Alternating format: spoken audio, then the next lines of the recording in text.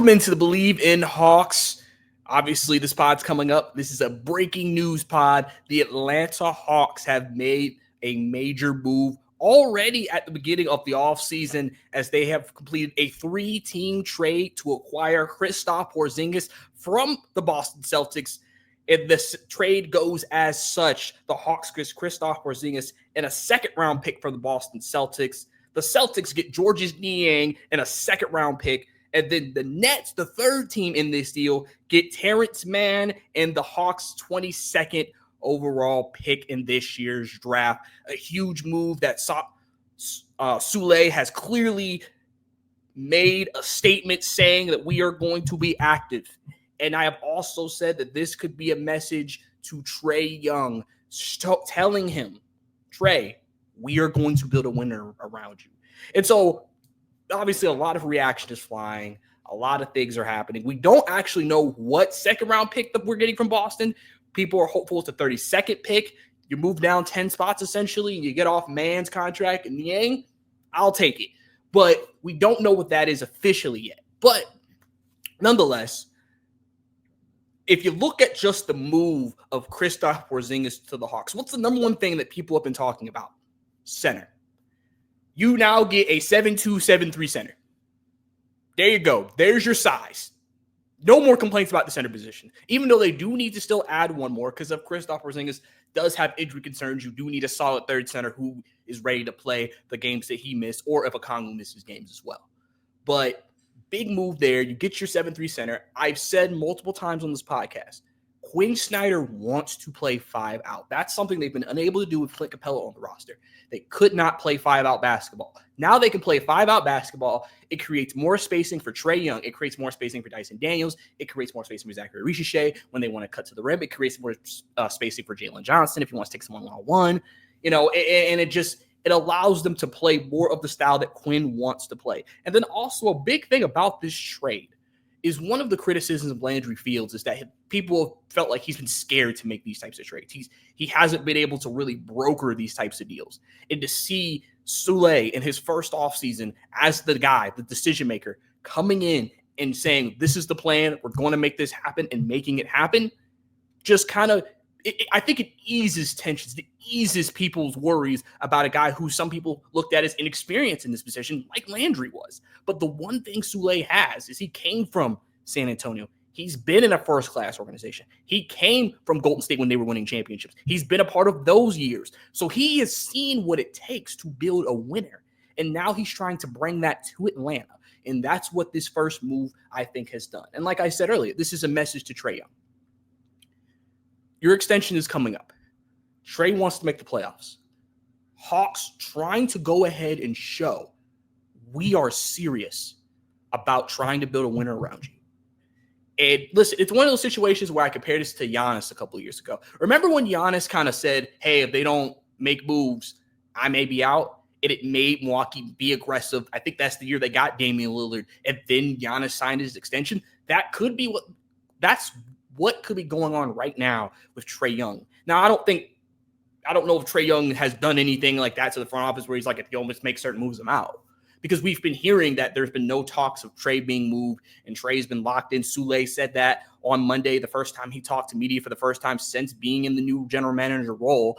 And, with a move like this today, I see why Trae Young is locked in. I think there's a plan that they have that they're trying to execute. One of the other major points of this trade that I want to point out is the Hawks still have the 13th pick in the draft. They still have the lottery pick. I've said when they got the Kings pick, it made that 22nd pick expendable. If you remember, I was saying you could do like a Terrence Mann and a 22nd pick and see what you could get. And luckily, it ended up working out. You just also moved Georges Niang at the same time. And so you now keep the 13th pick. It makes that 13th pick have even more eyeballs because now you're wondering, who are the Hawks taking? Do you still go center? Get you a third center? Because remember, here's the thing people have to look at. Kristaps Porzingis, I believe, is on an expiring contract. He has one more year left before he's a free agent. So the Hawks may already still be planning for the future after Kristaps Porzingis. So that's something to keep an eye on. Kristaps Porzingis on an expiring deal, something to keep an eye on for sure. But what do you do with the 13th pick? Do you go wing now? Because first, now that you have him, you could go back to a Larry Nance. You could go. I mean, Mo Gay can play the 5 if needed. I'll be curious to see how they view that position after this move.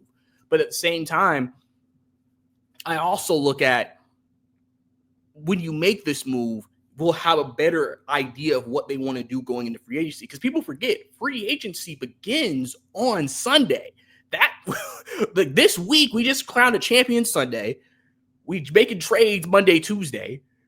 The draft is Wednesday. And then Sunday is free agency. So this is going to be a very active week. And the Hawks have been named multiple times. Shams, earlier today, before this trade, even mentioned the Hawks could make a move because they have that TPE.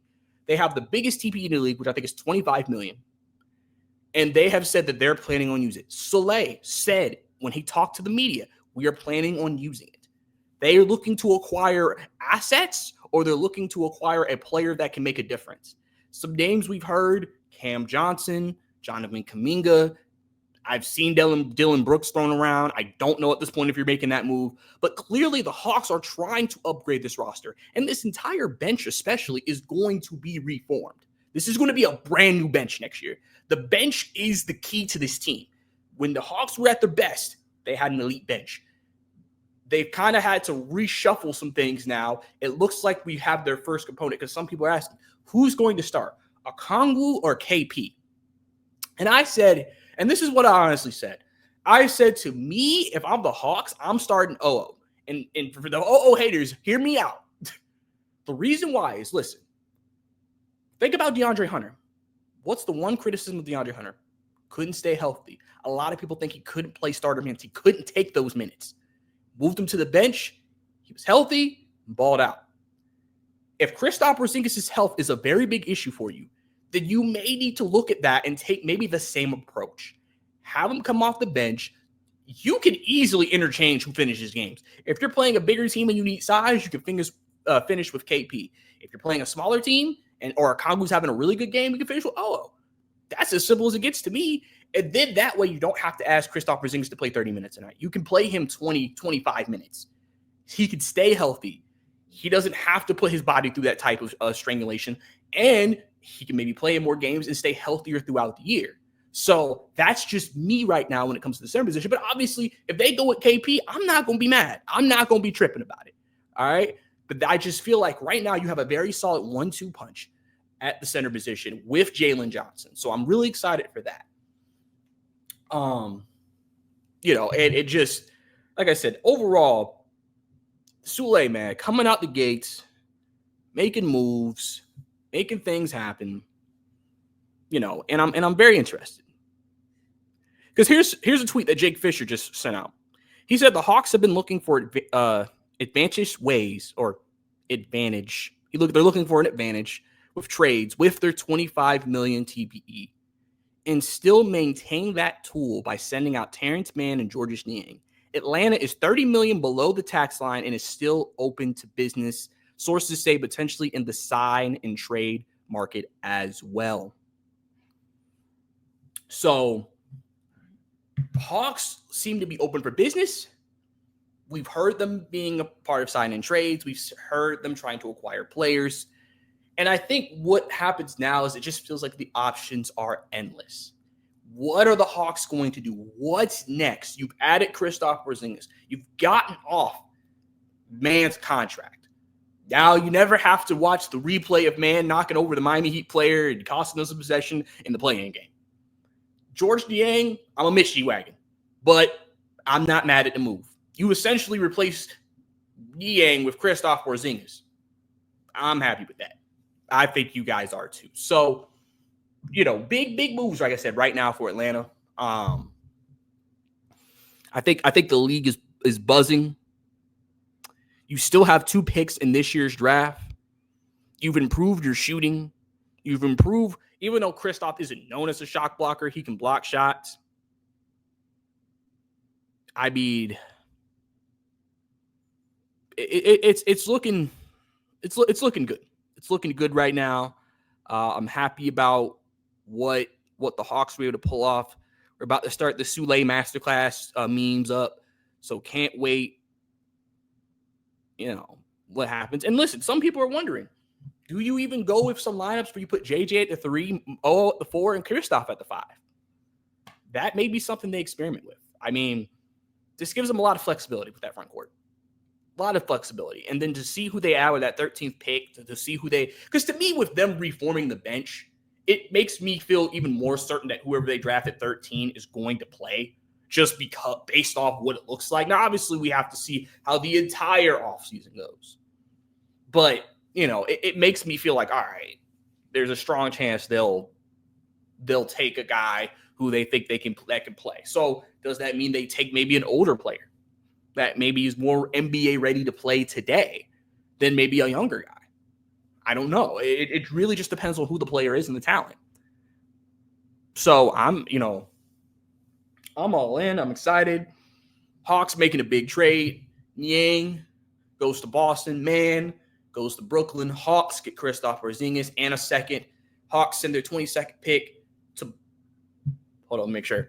I got to look at the details. But I forgot already.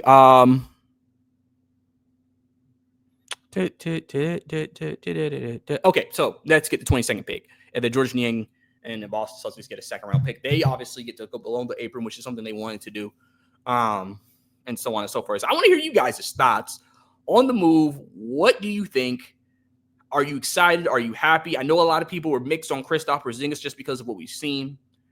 But in terms of what the Hawks may need from him, I think this could be a really strong deal, and I'm fine with it. I'm happy with it, and I'm just curious of what's next. What's next for the team?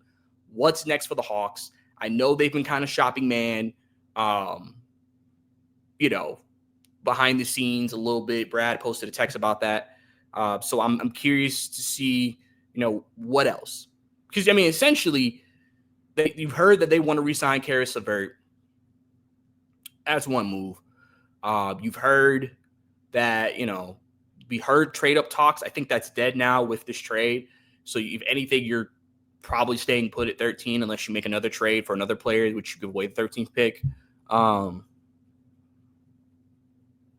mean, obviously, Kobe Buffkin, could he potentially still be moved? I mean, like I said, opportunities and the ideas are endless right now for what the Hawks could do next with what has happened. But overall, Hawks, big deal. Kristaps Porzingis, Hawks top 6 looks really good. KP center position. Jalen Johnson, great front court. Trae Young, a message being sent. We are trying to build a winner in a wide open Eastern Conference. Let's see what's next for the Hawks. The draft is still to come. We will be on top of that, especially after what happened today and whatever they do for the rest of this week and the rest of the offseason. So I appreciate you guys tuning in to Believe in Hawks for this episode. If you enjoyed this episode, subscribe to the channel, like the video, leave a comment down below. Also, audio listeners, please leave a rating, review, 5 stars. Helps the podcast be seen by more people. So please do that for me. I really would appreciate you guys if you could do that. And like I said, because it's funny, I was just going to make a longer form episode just about in general tomorrow. But, I had to get the emergency pod out here to you guys. So, like I said, we'll see what happens, man. The Hawks making moves. Tell me how you feel in the comments down below, and we'll see what's next. It's your boy, Rasulis. We'll see you next time.